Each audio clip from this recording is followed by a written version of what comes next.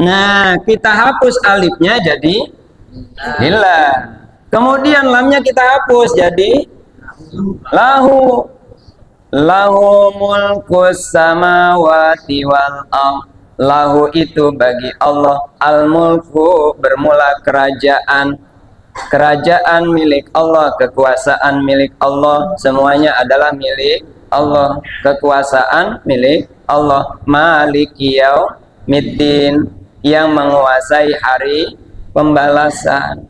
Nah, lahu masih menjurus kepada Allah. Sekarang kita hapus lamnya.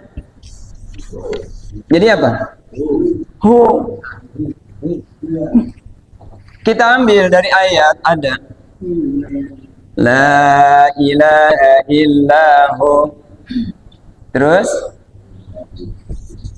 la ilaha illahu.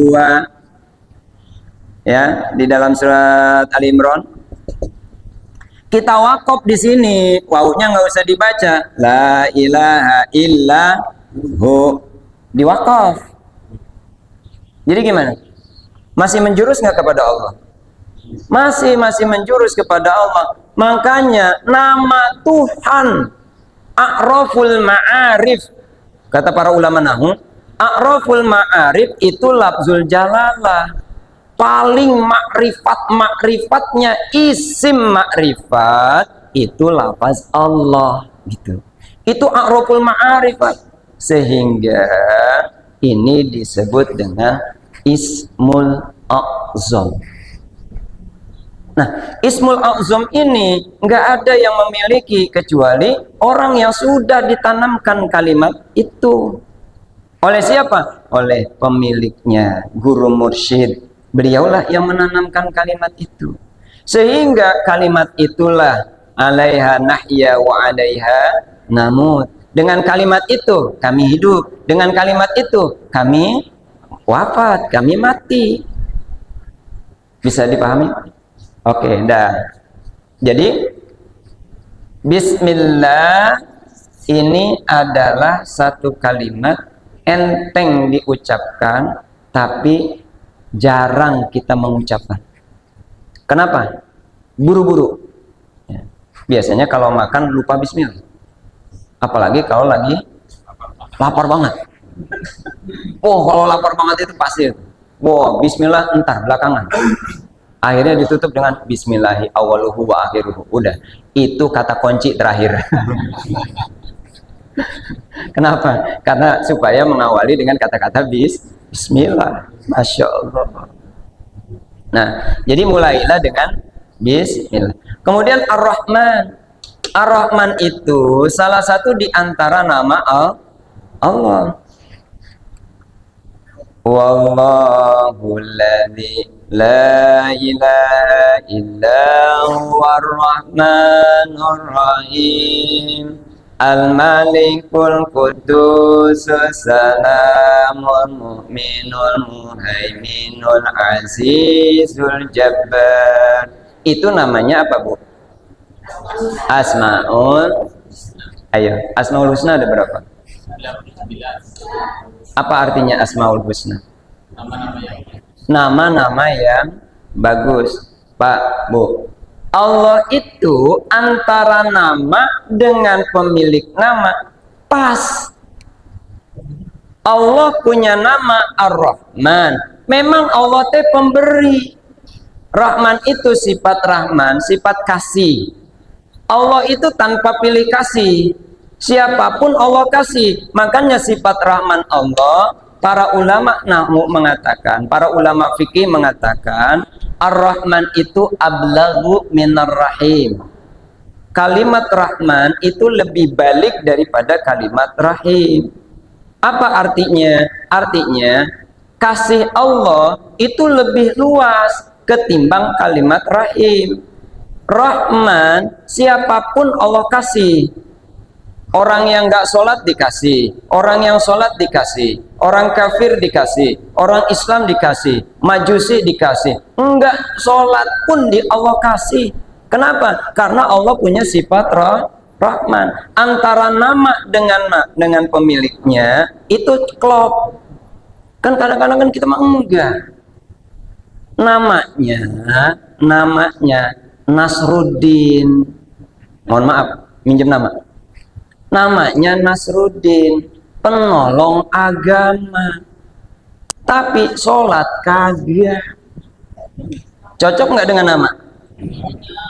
Cocok nggak dengan nama? Siapa namanya? Soleh. Namanya Soleh, maling ayam. Cocok nggak dengan nama? Nggak cocok kita mah. Antara nama dengan pemilik nama nggak cocok. Allah antara pemilik nama dengan namanya cocok, klop. Makanya Bapak Ibu, kalau ingin menyebut Allah, ingin berdoa, maka sebutlah di antara nama-nama Allah. Walillahil asmaul husna fad'uhu biha. Allah itu memiliki nama-nama yang bagus, maka berdoalah kamu dengan nama-nama itu. Ayo, Bapak pengen apa? Rezeki. Ya gampang, tinggal ya Razak, ya Razak, ya Razak, ya Razak. Langsung dapat rezeki. Syukur-syukur kalau suaminya namanya Rojak. Nah, itu. Kalau dia kerja, ya Razak, ya Razak. Awal bulan dikasih, yakin? Gajian. Nama Allah itu sesuai, Pak Bu. Kalau Bapak pengen minta apa? Coba nanti buka di dalam kitab Khazinatul Asrar. Di dalam kitab Khazinatul Asrar itu subhanallah, fadilahnya nama dari nama-nama Allah Asmaul Husna itu banyak fadilahnya. Ketika kau ingin rezekinya bertambah, ya Razak, ya Razak, ya Razak. Ingin dibukakan mata batinnya, ya Fatah, ya Fatah, ya Fatah, ya Fatah. Ingin dicerdaskan, ingin dijadikan orang alim, ya Alim, ya Alim, ya Alim. Ingin jadikan orang kaya, ya Mugni, ya Mugni, ya Mugni, ya Mugni. Syukur-syukur namanya Pak Mugni. Ya Mugni. Masya Allah. Jadi nama Allah antara nama dengan pemilik nama itu sepadan, cocok, pas dengan kondisinya. Kita antara nama dengan pemilik nama kadang-kadang nggak cocok. Ya. Ar-Rahman, sifat Allah, nama Allah Ar-Rahman. Pak Bu, nama Allah yang kita ketahui itu hanya ada 99. Ayo, 99 itu kata siapa? 99 itu kata siapa? Lah kata Nabi. Kata Nabi itu Allah itu memiliki 99 nama. Allah itu sebenarnya di dalam kitab fikih, di dalam kitab Sulamul Munajat karangan Syekh Nawawi Al-Bantani, beliau mengatakan bahwa Allah itu punya 4.000 nama. 4.000 nama. 100 ada di dalam Al-Quran. 1000 ada di Injil, ada di Taurat. 1000-nya lagi ada di Zabur, 1000-nya lagi ada di Injil. Udah berapa tuh? 3.000. Nah, 3.000, 4.000, semuanya ada 4.000. 1000-nya ada di itu nggak ada yang mengetahui kecuali Allah. Kemudian ada di suhufnya. Nah, ini terbagi lagi nih. Yang 1000 itu nanti terbagi kepada di 300 di dalam kitab Taurat, 300 lagi di dalam kitab Injil, 300-nya lagi di dalam kitab Zabur. Ada di dalam Al-Quran itu cuma 100. 100 di dalam Al-Quran itu cuma ada 99. Berarti tinggal 1. 1 itu apa? 1 itulah yang disebut dengan Ismul A'zam. Siapa yang bisa mengetahui? La ya'rifu illallah wa rasuluh. Tidak ada yang mengetahui Ismul A'zam itu kecuali Allah dan Rasulnya. Makanya kalau para nabi doa kabul. Kita doa nih Pak, sampai botak sariawan kayaknya nggak datang-datang. Tapi entar dikasih, tetap dikabulkan juga, cuma entar. Nabi ketika doa, ketika sedang kepepet, maka Allah turunkan di situ mukjizatnya. Ketika Nabi sedang bala tentaranya sedang kehausan, maka di situ tidak ada air, tangan Nabi mengeluarkan air. Nah, dari sela-sela ini mengeluarkan air.